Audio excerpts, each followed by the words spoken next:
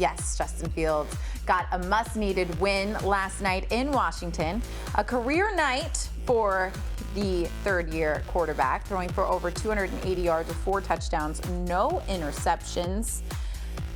After a miserable start to the season, Russ, this has got to be pretty exciting. Is he a real deal QB1? I think it's better for the franchise if he is. Right? Because I think there were a lot of conversations out there of fans who were like, all right, done with Justin. I'm going to be watching USC to see our next quarterback and maybe next head coach in Lincoln Riley.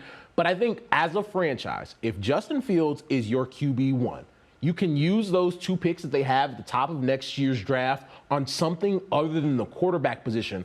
Also, with the way their offense has looked, maybe he is the guy that you thought he was going to be. Maybe he has grown having a wide receiver like a DJ Moore, where now you look at, let's say you have the number 3 pick in the draft and the number 7 pick in the draft, and you say, all right, we pair Marvin Harrison Jr. with DJ Moore. He went off last night. Maybe we get the best left tackle in the draft, the kid from Penn State. Or the best edge rusher, like all needs that they have. Maybe you go get Brock Bowers from Georgia, who's been the best tight end in the country since he was a freshman. So I think it's better for them and what they can do to build around Justin Fields if he is the guy. And Paul upstairs made a very good comment this morning that I thought was very interesting. Cole Kmet led all receivers with the most amount of receiving yards last year on the Bears roster.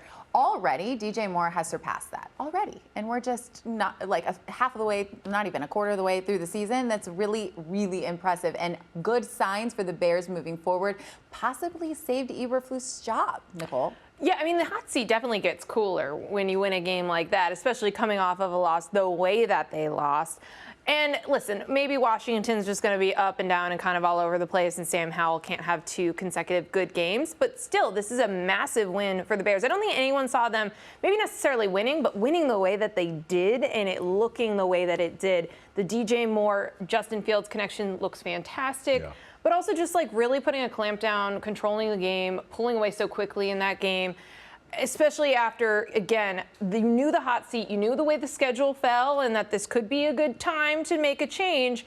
Absolutely, the seat gets cooler. And I think for the Bears and Justin Fields, you had a great showing, even though you lost last week against the Broncos. Yep. You won a game where you were overpowering offensively last night, and they left points out there. Like, you can look at the tape if you're the Bears and say, we should have put 60 up on this team because Justin Fields missed a couple of touchdown throws, Darnell Mooney and DJ Moore, who should have probably had over 300 yards and 4 touchdowns. So it's a good jumping off point for where the Bears should have been from the start of this season. Speaking of jumping off, can you just show us a live look inside your house when you saw the halftime score? Like, were you jumping up and down? No. Were you screaming? No, because I saw what happened last week. Oh, so you were cautious. Yeah, and they got a little close there, a little too close for comfort.